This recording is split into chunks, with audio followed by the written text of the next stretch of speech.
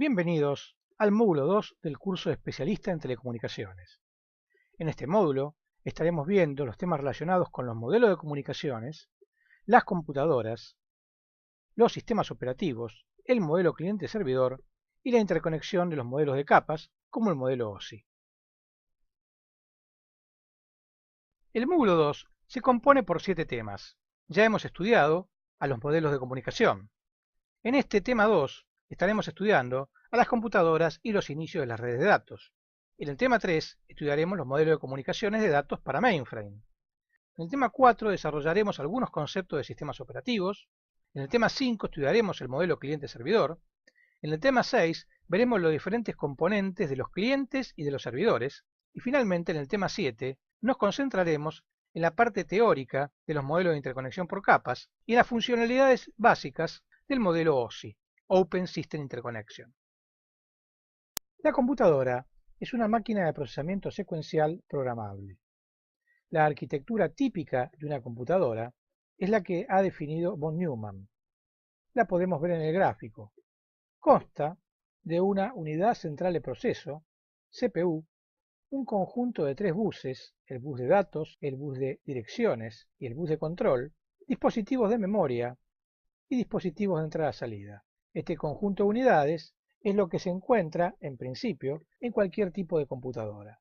¿Cómo funciona este dispositivo entonces? La computadora solamente puede ejecutar tareas dentro de la ALU, la unidad aritmético y lógica, que solamente puede realizar operaciones matemáticas y lógicas. Además, posee una unidad de control que se encarga de controlar el estado de los diferentes órganos de la CPU y habilitar las comunicaciones hacia el exterior o desde el exterior. Dentro de la unidad de control se encuentra un decodificador. El decodificador servirá para decodificar las instrucciones y poder determinar qué tarea debe realizar en cada momento. Para eso cuenta con un conjunto de registros, donde IR, el Instruction Register, es el lugar donde se ubica la instrucción a procesar. Como se puede ver en la figura, dentro de la CPU existen un conjunto de registros. Los que se indican en la figura son el ACU, el acumulador, que es el registro principal, el registro auxiliar y otros registros auxiliares como el registro auxiliar C y el registro auxiliar D. Cuando se realizan operaciones aritméticos y lógicas, se suelen modificar ciertos indicadores, los cuales se ubican en un registro en particular que se llama registro de flags. Además, para que la computadora pueda operar, necesita un par de registros adicionales. El Program Counter, contador de programa, que siempre indica a la dirección de memoria en donde se encontrará la próxima instrucción, y el Stack Pointer, puntero de pila, que sirve para manejar interrupciones. Vemos además que hay 2 registros internos a la CPU, que en este caso se indican en verde, y se indican como MAR y MBR. El MAR es el Memory Address Register, en el cual se ubica la dirección que se está direccionando en la memoria. Y el MBR es el Memory Buffer Register, en el cual se ubica el dato que irá hacia la memoria o que se ha traído desde la memoria.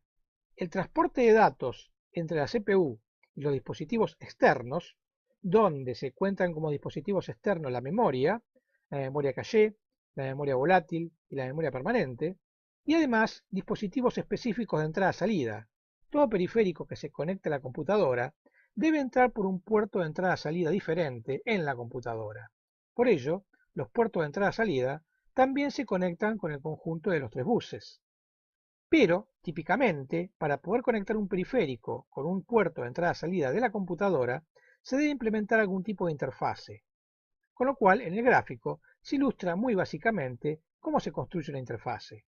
El periférico dispone de su propio puerto de entrada-salida, el cual actúa como terminal de la interfase, en tanto que el puerto de la computadora actúa como originante de la interfase, lo cual permite que la computadora se comunique con la interfase, ya sea para extraer datos hacia el periférico o para ingresar datos desde el periférico. Evidentemente, todo depende del periférico que se trate. En un periférico del estilo monitor, solamente se podrá extraer datos hacia el monitor. En un periférico del estilo teclado, solamente se podrá ingresar datos desde el periférico. Vemos además que existe otro dispositivo, que es el controlador de entradas-salidas, que se encarga de manejar a diferentes entradas y salidas para que puedan comunicarse con la CPU.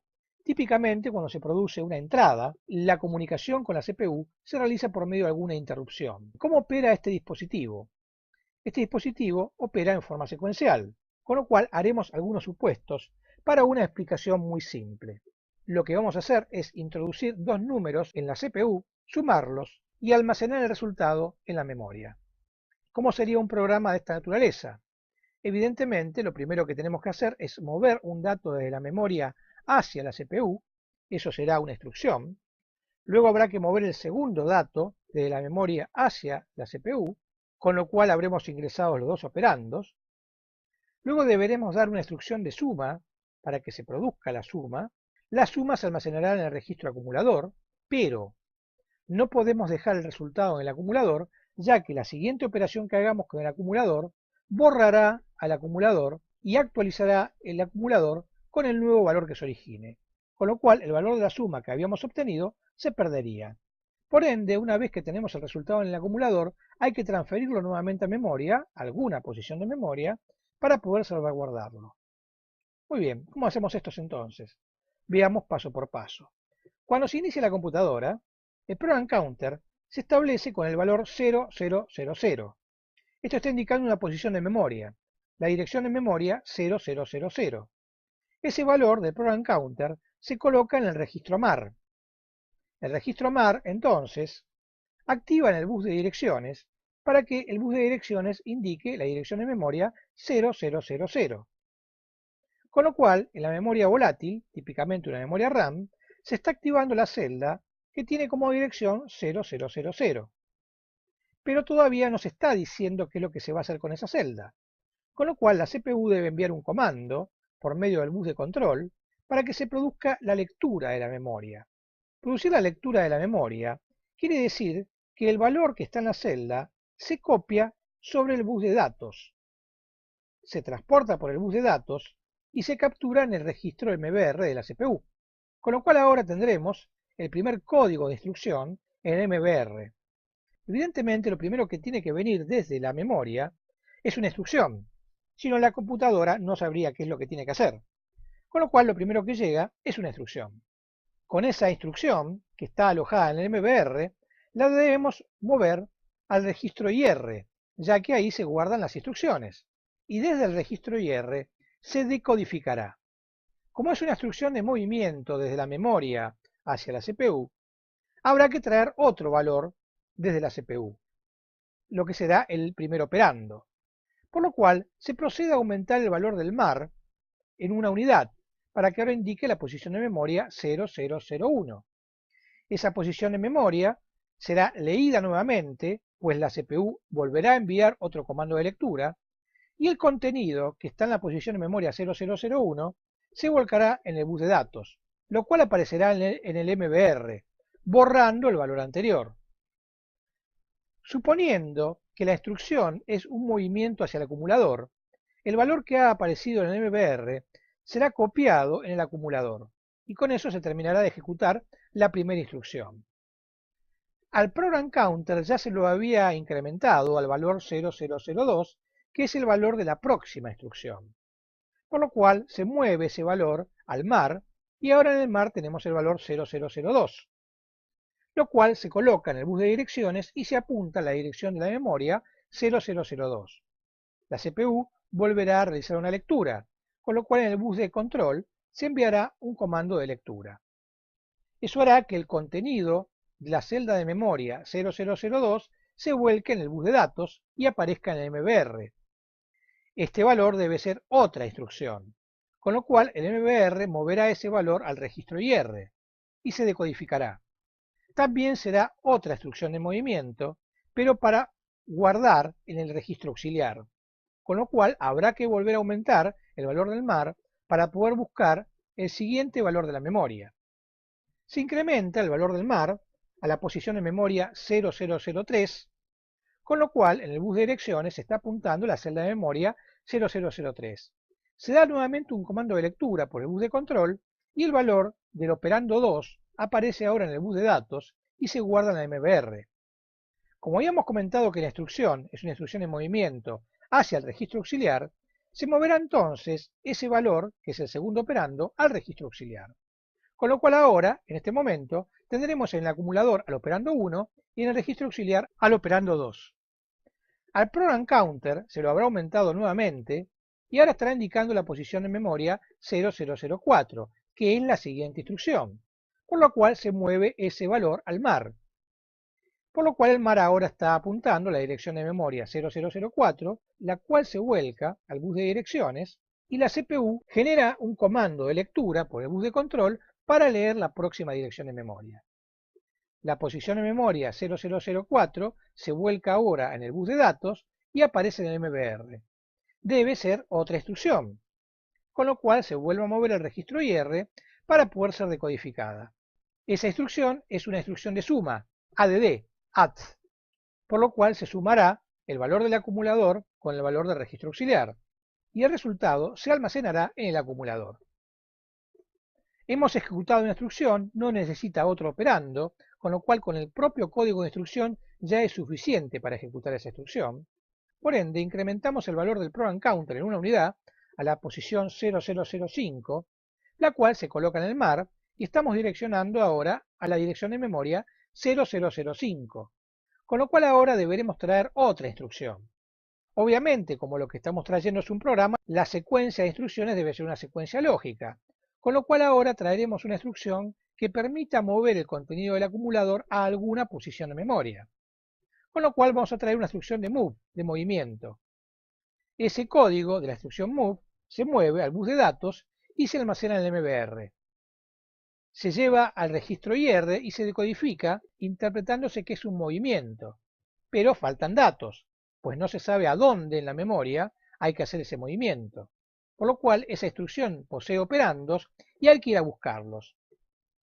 Se incrementa el MAR en una unidad para ir a buscar el primer operando que se requiere de direccionamiento.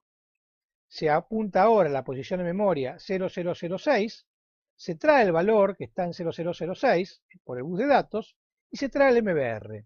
Supongamos que ese valor es un 20 y ese valor 20 se mueve al registro auxiliar C.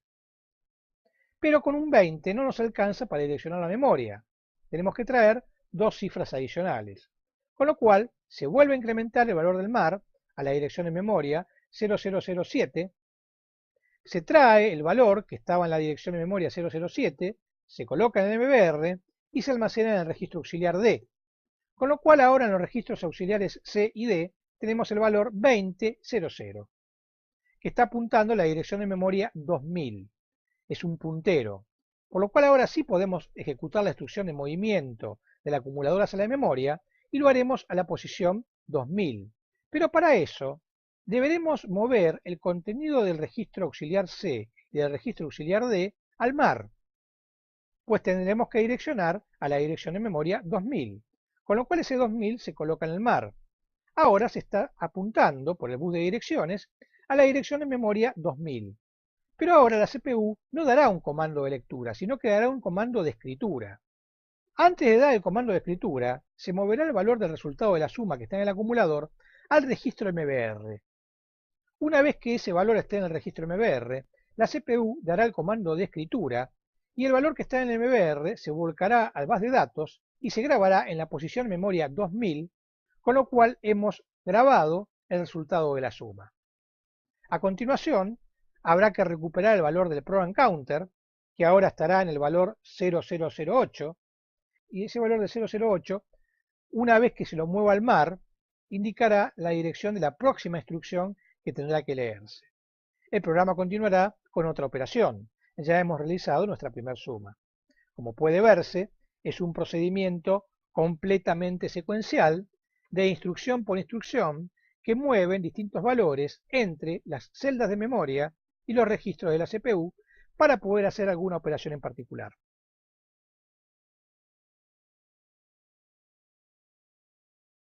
Una de las arquitecturas que encontramos en las computadoras es la arquitectura de von Neumann, que es una arquitectura secuencial y bastante antigua. Ya la hemos analizado en la transparencia anterior en detalle y la volvemos a ver en esta transparencia. Consta de una CPU, la unidad central de proceso, donde se ubica una ALU, un único conjunto de bases por medio del cual se transfieren los datos desde la memoria hacia la CPU y desde la CPU hacia la memoria. Se cuenta con 3 bases, el bus de control, el bus de direcciones y el bus de datos, y además en esas bases también se conectan los dispositivos de entrada-salida. Con lo cual, la arquitectura de von Neumann posee un cuello de botella en cuanto a comunicación se refiere, ya que toda comunicación que debe hacerse desde la CPU y hacia la CPU solamente puede hacerse en forma secuencial por medio de los buses. No hay otra alternativa. La arquitectura Harvard es una arquitectura complementaria a la de von Neumann. Básicamente es igual que la de von Neumann, con el agregado de un segundo conjunto de bases y una separación de las memorias. La arquitectura Harvard se caracteriza por tener dos memorias diferentes. Una memoria donde exclusivamente se guardan los programas, es decir, la memoria de instrucciones, con su propio juego de bases, y otra memoria donde se guardan los datos con su propio juego de bases. El resto en principio es igual que la von Neumann, pero el funcionamiento es completamente diferente y comentaremos aquí los dos funcionamientos. El caso de la computadora de von Neumann es el que se encuentra normalmente en todas las computadoras comerciales, típicamente en todas las PCs y en todas las tablets.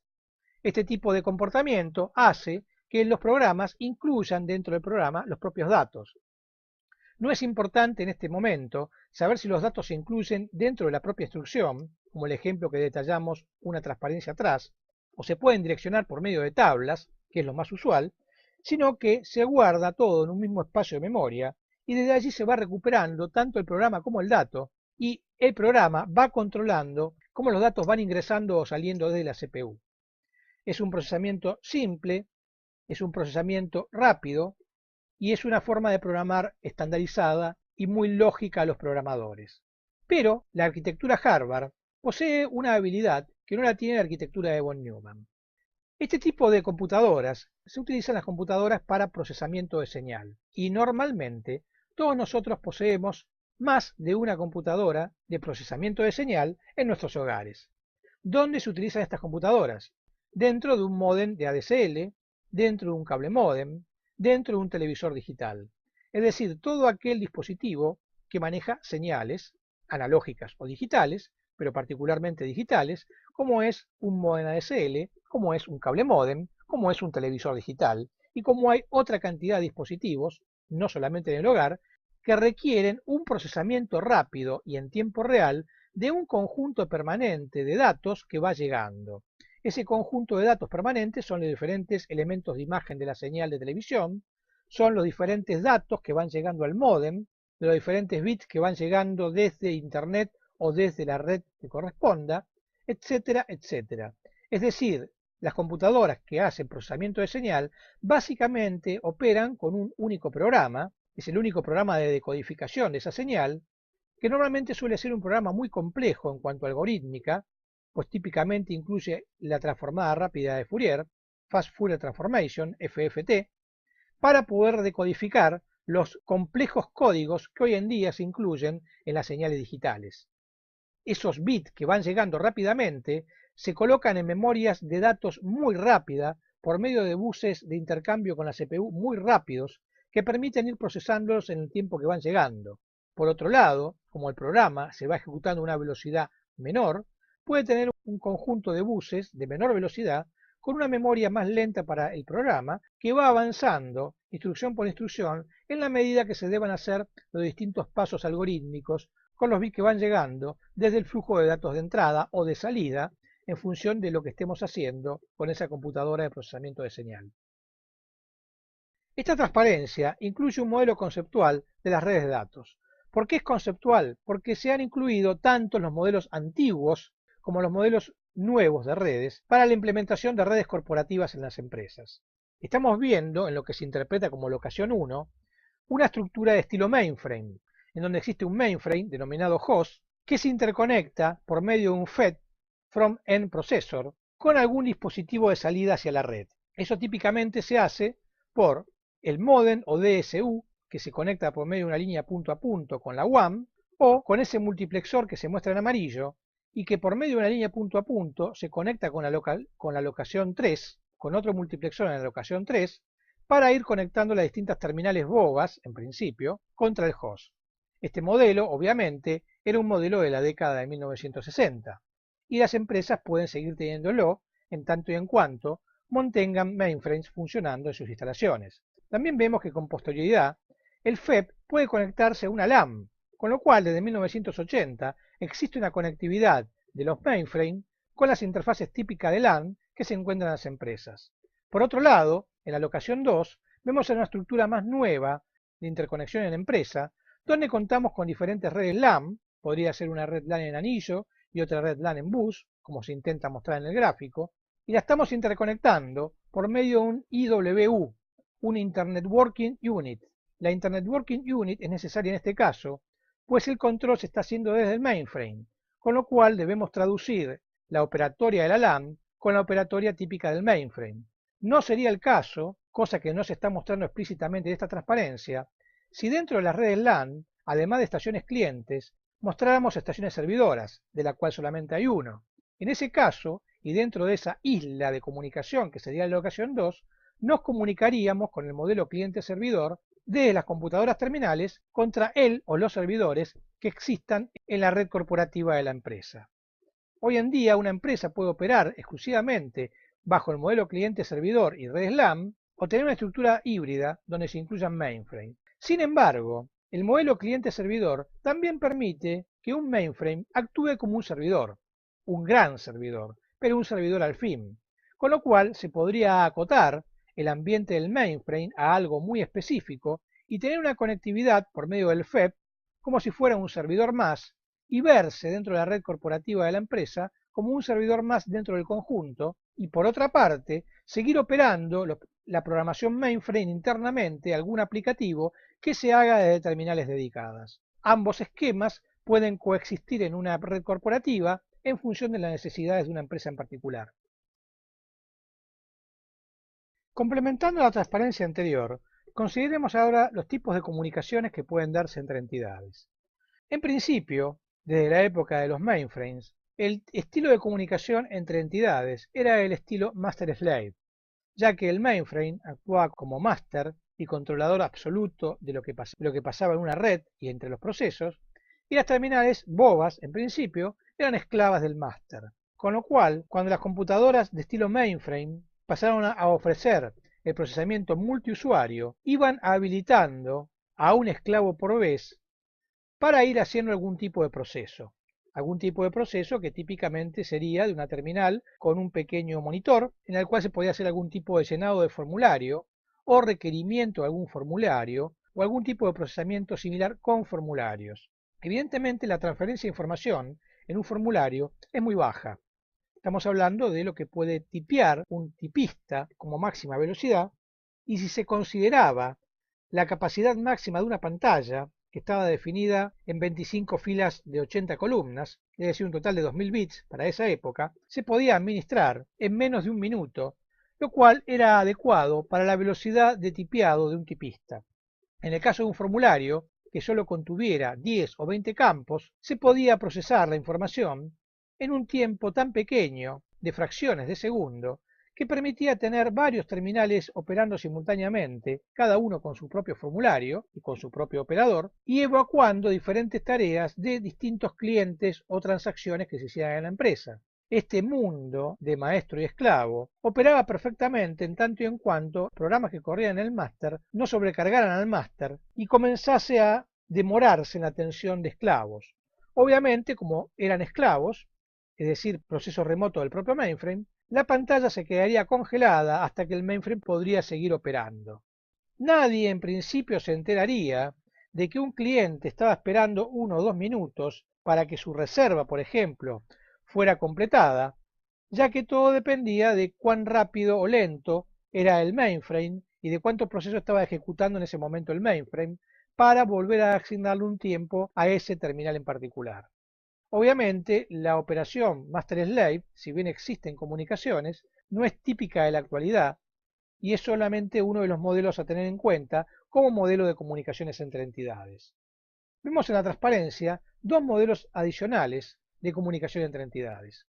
Uno que es el de comunicación peer-to-peer, entre iguales o pares, no confundir con la conectividad punto a punto, no es lo mismo. La conectividad punto a punto es una problemática tecnológica de las líneas de transmisión y la conectividad entre pares lo es entre entidades externas, que son iguales entre sí, y el modelo cliente-servidor. En el modelo de iguales, la problemática en principio es muy simple, ya que son dos computadoras independientes que se quieren conectar de alguna manera, en este caso las podemos conectar por medio de un enlace punto a punto, y se intercambian información entre ellas. Están al mismo nivel, cualquiera de ellas puede iniciar la comunicación, cualquiera de ellas puede finalizar la comunicación, cualquiera de ellas puede correr un proceso remoto en la otra computadora. Es decir, si es un proceso remoto, en principio, cada computadora se hace cargo de sus propios procesos. Pero, y eso lo veremos posteriormente, una computadora podría disparar un proceso remoto en la otra computadora y la otra computadora le está ofreciendo tiempo de procesamiento que, si bien se está ejecutando en esa computadora, está siendo controlada desde la otra. Cuando se obtiene el resultado, se transfiere tal resultado a la computadora que lo está controlando. Eso es la problemática de tener una comunicación entre pares. El otro tipo de comunicación o de operación es el de cliente-servidor, que es el que estamos acostumbrados porque es el que más se utiliza en las empresas. Bien, en este caso tenemos una máquina cliente, que analizaremos posteriormente en este mismo módulo, que desea comunicarse, es decir, desea solicitar algún servicio a una máquina servidora. La máquina servidora en principio sería una especie de mainframe, pero controlada desde el cliente. Es decir, los distintos clientes van disparando distintos procesos en el servidor, donde cada uno, en principio, aparenta ser controlado por el propio cliente.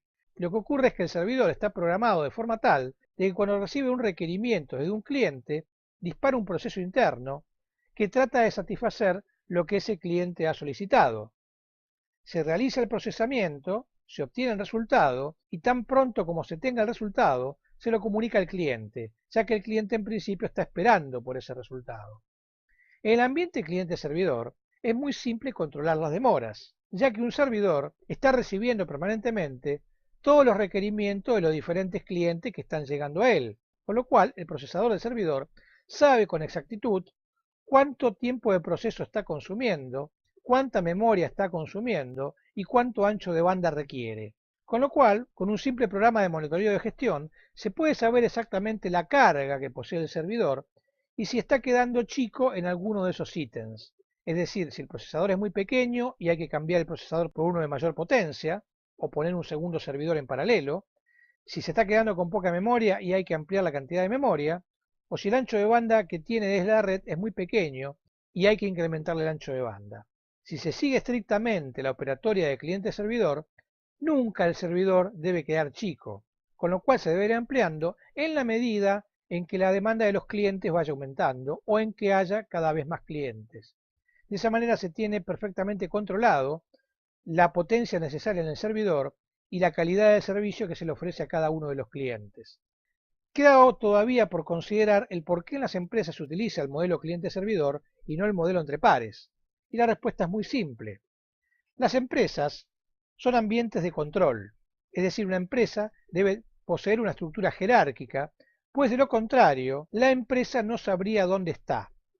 ¿Qué quiere decir? La empresa se mueve dentro de un ambiente de negocio y tiene que saber día a día cuánto dinero entró, cuánto dinero salió y en qué se está invirtiendo el dinero, de forma tal de poder determinar, ante los cambios de mercado que ocurran, en qué situación está para afrontar esos cambios y con qué velocidad se puede mover. Si se permitiera un ambiente entre pares, habría distintas celdas de la empresa e inclusive distintos equipos o distintas personas que están haciendo cosas diferentes y en principio la empresa como entidad no se enteraría de lo que está ocurriendo. Esto puede ser bueno en un ambiente de innovación, pero obviamente es muy malo dentro de un ambiente de negocios. Por ende, las empresas per se responden siempre a una estructura jerárquica y obviamente cuando deciden la estructura de información que manejarán, lo harán por medio de una estructura jerárquica, es decir, organizarán la información en forma jerárquica y organizarán la tecnología en forma jerárquica. Por ende, es mucho más simple para una empresa colocar un conjunto de servidores muy limitado y desde ese conjunto de servidores controlar todo lo que ocurre. Los clientes accederán a los servicios que la empresa ofrece y la empresa sabrá quiénes son los clientes que acceden a esos servicios. Cuando hablamos de clientes, en principio no lo hacemos en función de cliente externo, sino en función de máquina de cliente. es decir, de cada uno de los operadores de la empresa que están interactuando con el sistema de información. Muy probablemente esos operadores de la empresa están interactuando con clientes externos, pero eso es otro problema, y lo que se busca justamente es eficientizar al máximo la operatoria interna de la empresa para que el cliente externo pueda obtener la calidad de servicio necesaria en función de lo que la empresa puede ofrecer, ya que si la empresa no puede ofrecer la calidad que ofrece la empresa competidora, es muy probable que la empresa empiece a perder clientes externos y pierda mercado a manos de sus competidores. Con el ambiente entre pares, como ya dijimos, si bien es más adecuado para un ambiente de innovación, donde hay que propulsar ideas independientes, muchas de las cuales compiten entre sí, para poder determinar cuáles de esas ideas que están fluctuando es la que generará la nueva innovación, no es adecuado para la operatoria diaria de una empresa. Por ende, los ambientes entre pares se dan en comunidades de intereses comunes, como inclusive puede ser una comunidad académica, en donde un determinado equipo de personas forma una comunidad, puede tener una operatoria de comunicación entre pares, de forma de potenciar al máximo el intercambio libre de información entre sus distintos componentes, e inclusive con otras comunidades. Ese intercambio libre permitirá un flujo rápido de ideas, y ese flujo rápido de ideas permitirá generar ideas nuevas e innovaciones mucho más rápidamente. Justamente esto implica que una empresa puede tener un área de su empresa con ambiente de innovación y con operatoria entre pares, pero el día a día lo manejará con el modelo cliente-servidor, que es la parte más importante desde el punto de vista numérico, y es donde se generan la mayor cantidad de software empresarial, que es el que conocemos.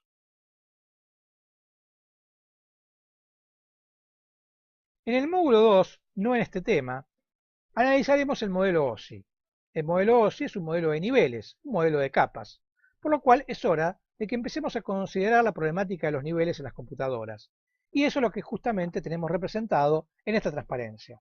Lo que estamos viendo es que una computadora puede verse como un conjunto de firmware, sistema operativo y aplicaciones. El término firmware no es tan ampliamente conocido como el de hardware y el de software, y justamente implica al nivel intermedio entre los otros dos.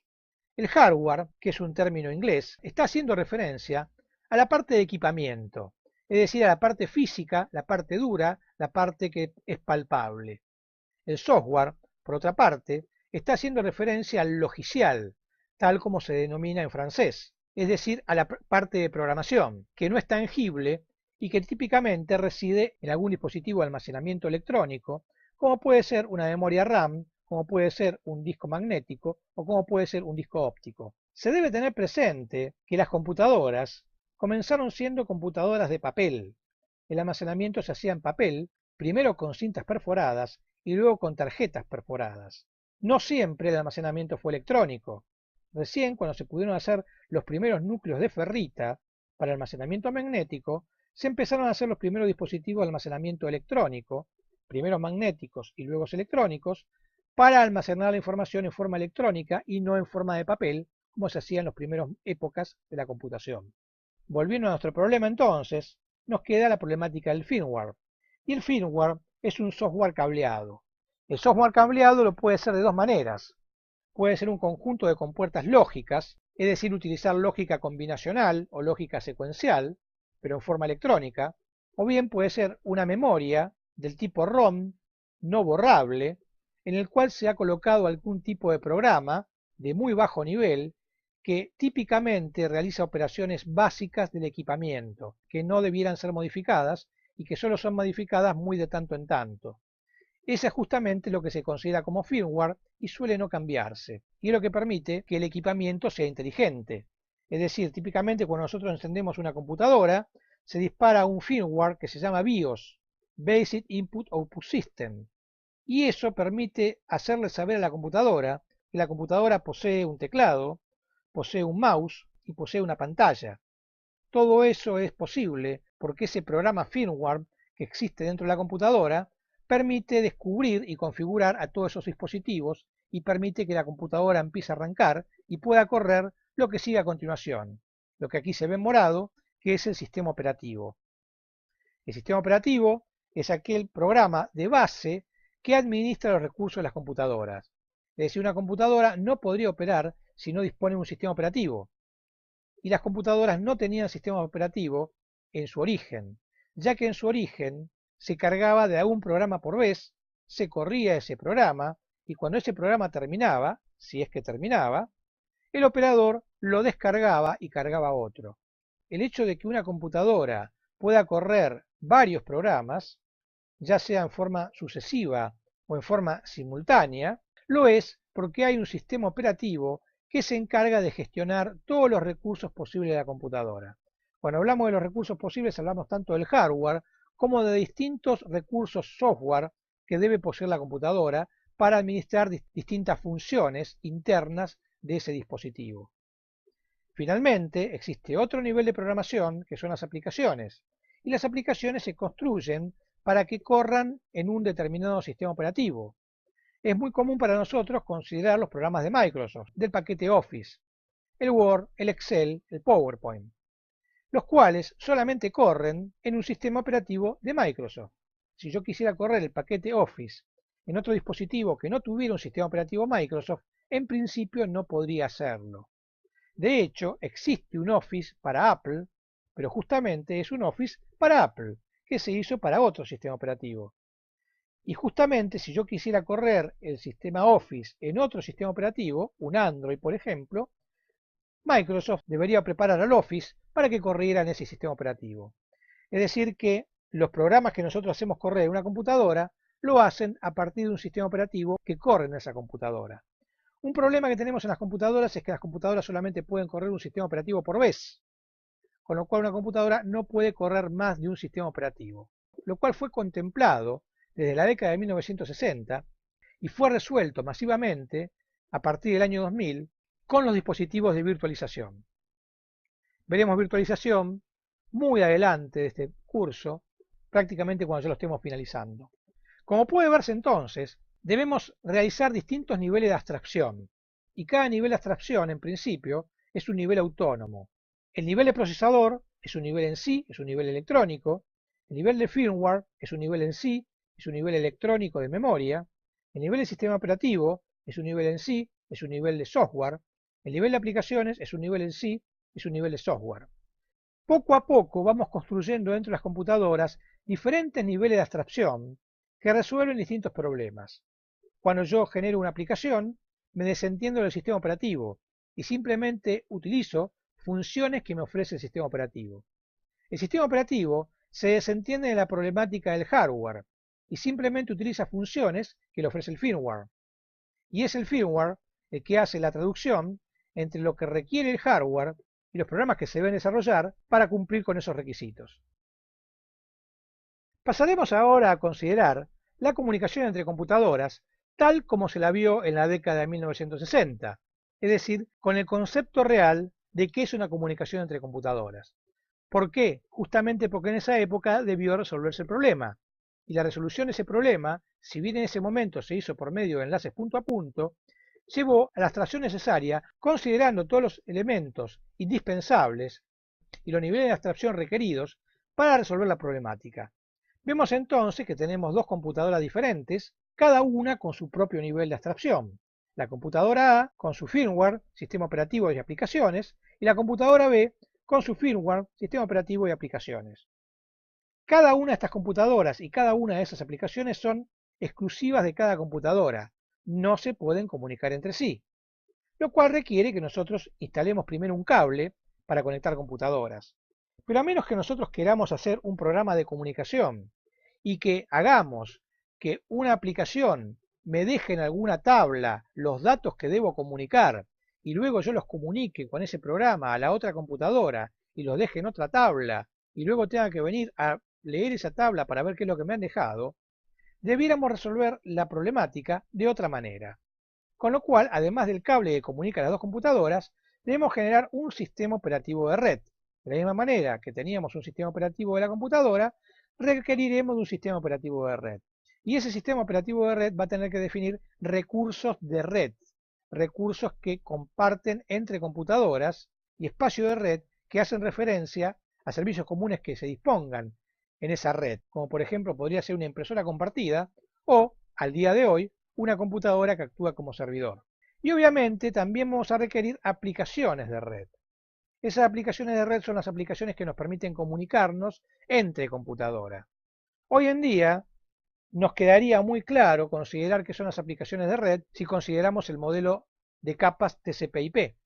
Es decir, aplicaciones de red son aplicaciones como el correo electrónico, como el Telnet, como el FTP, etc. Es decir, son programas en las cuales existe una parte servidora y una parte cliente, y cada una de esas partes corre en una computadora diferente, pero permite que una de las computadoras le transfiera datos a la otra. Son esos programas los que permiten que la transferencia de la comunicación se haga y, por ejemplo, yo pueda transferir un archivo de una computadora a otra sin preocuparme del archivo en sí, sino generando un sistema de comunicación que permite copiar un archivo desde una máquina A una máquina B sin importarme dónde están ubicadas la computadora A y la computadora B. Luego abriré el archivo que he transferido con el mismo tipo de aplicativo que se tenía en la computadora A.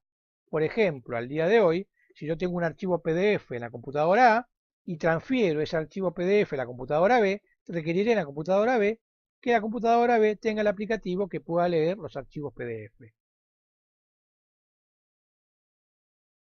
Con el inicio de las computadoras se generó la denominación de sistemas monolíticos.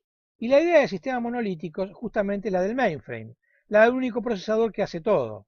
Con lo cual, como se muestra en el gráfico superior, yo tengo un procesador, un sistema monolítico, con un único terminal, como dice ahí perfo verificador, porque operará con tarjetas perforadas, que es no escalable y con un ancho de banda pequeño. La evolución de ese procesador permitió que se pudieran conectar varias terminales cuando se pudo tener la operatoria por tiempo compartido.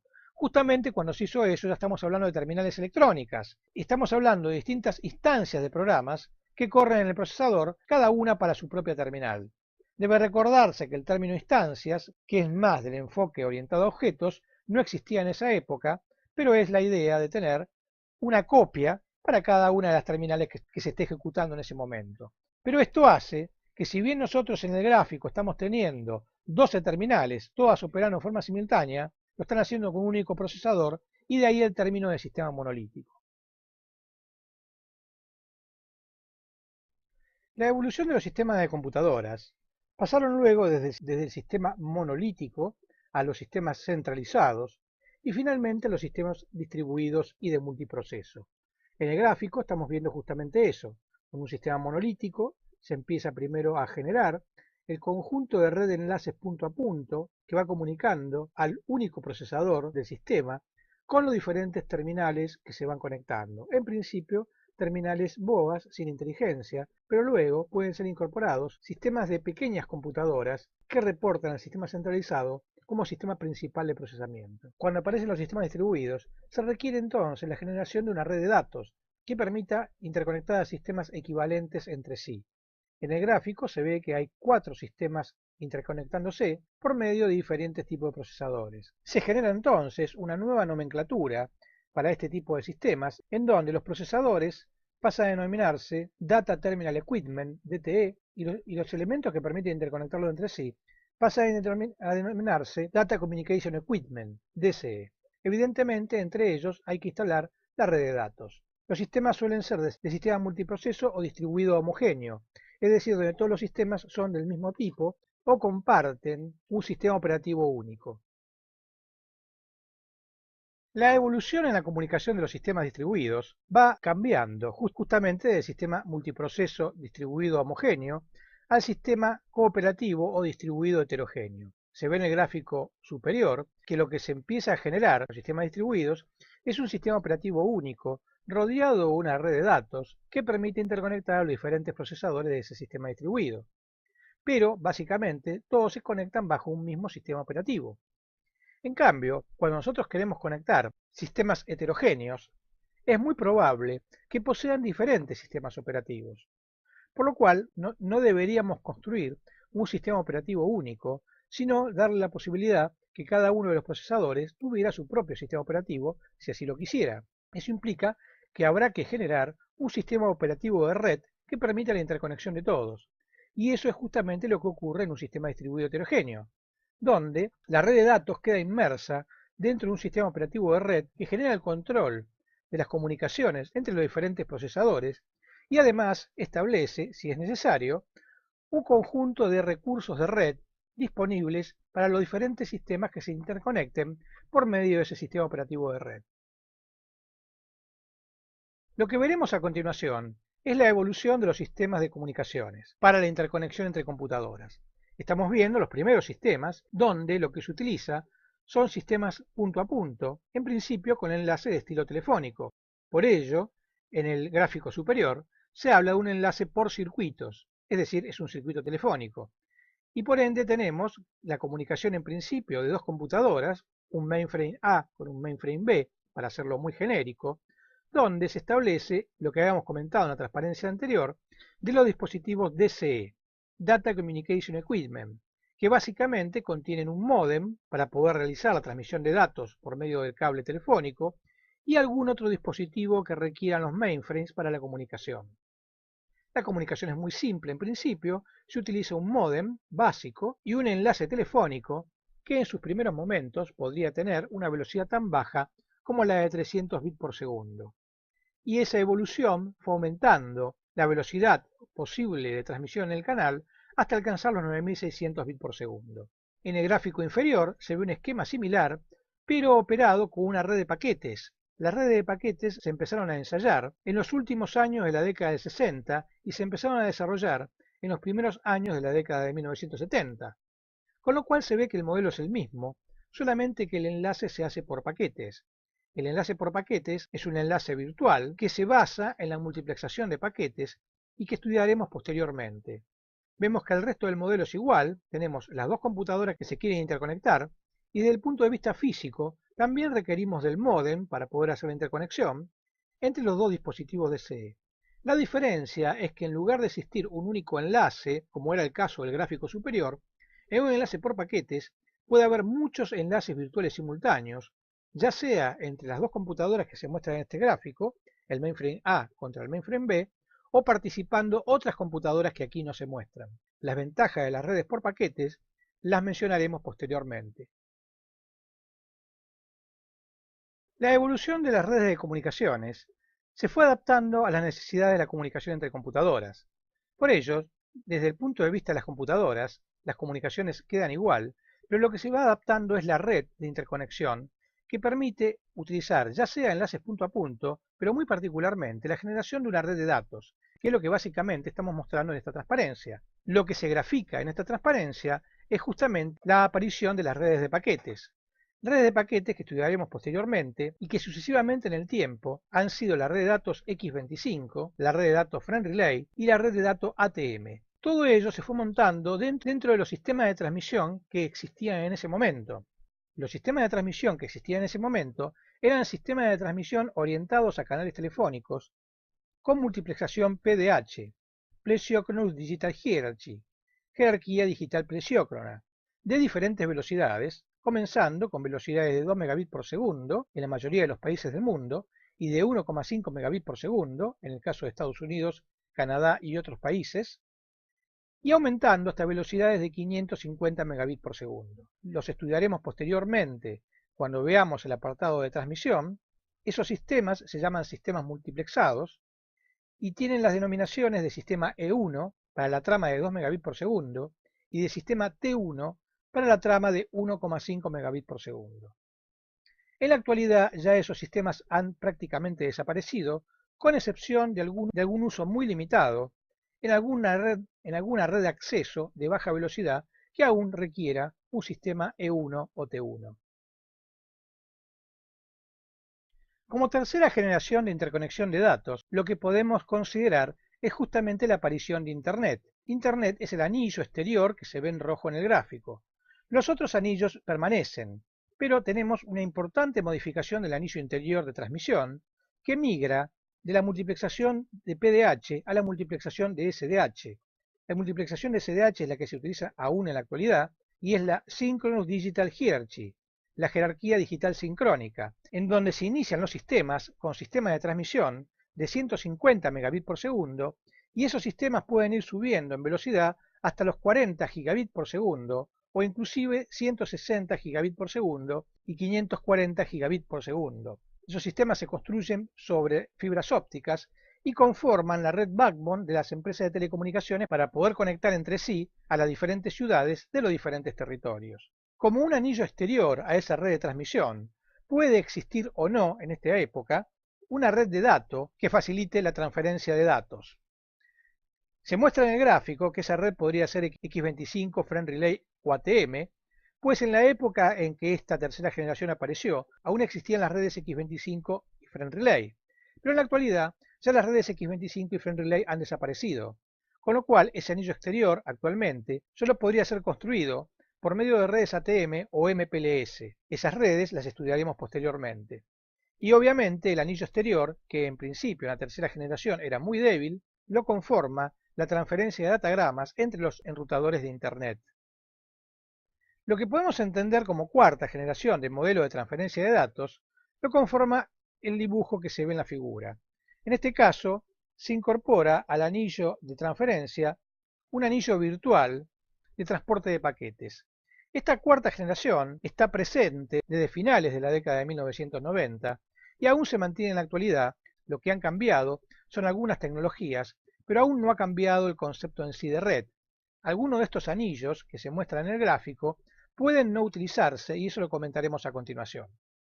Desde el punto de vista interno se ha agregado un nuevo anillo que es el anillo de conectividad WDM. El anillo de conectividad WDM es exclusivamente una problemática de las fibras ópticas. Lo que estamos haciendo referencia como conectividad WDM es la Wavelength Division Multiplexing, multiplexación por división de longitud de onda, que permite utilizar más de un canal por cada fibra óptica que se instale. Y justamente los sistemas troncales que se instalan entre diferentes ciudades, en un único pelo de fibra óptica, permiten instalar muchos canales de comunicaciones, 20, 40 o hasta 100 canales diferentes de comunicaciones con diferentes frecuencias.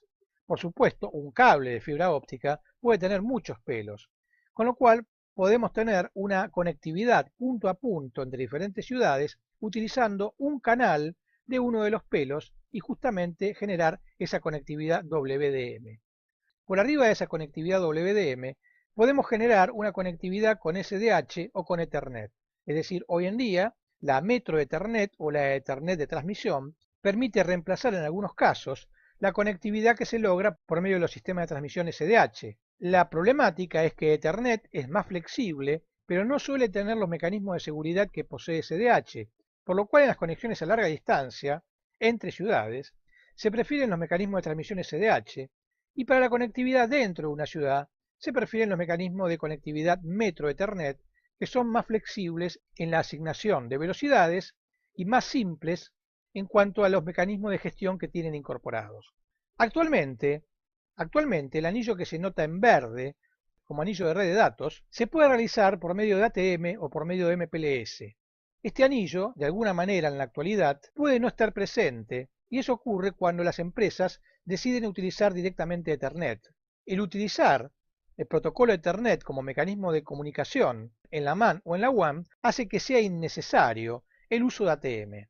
En cambio, si esas transmisiones se van a encapsular para comunicarse entre ciudades, es muy probable que en algún punto de la red de telecomunicaciones los paquetes Ethernet se remitan dentro de celdas ATM o directamente dentro de contenedores SDH. Desde el punto de vista del usuario es completamente transparente que se utilice o no alguno de estos sistemas. Estos sistemas los construyen y administran las empresas de telecomunicaciones de larga distancia en función de las necesidades de red que cada empresa posee. Finalmente, lo que ve el usuario desde el exterior es la conectividad IP. Esa conectividad IP se puede ofrecer como una conectividad IP estándar, como una conectividad IP por medio de MPLS o como una conectividad IP por medio de alguna VPN, Virtual Private Network. Las empresas de telecomunicaciones ofrecen estos diferentes tipos de conectividades en función de lo que cada empresa requiera para poder interconectarse entre ellas.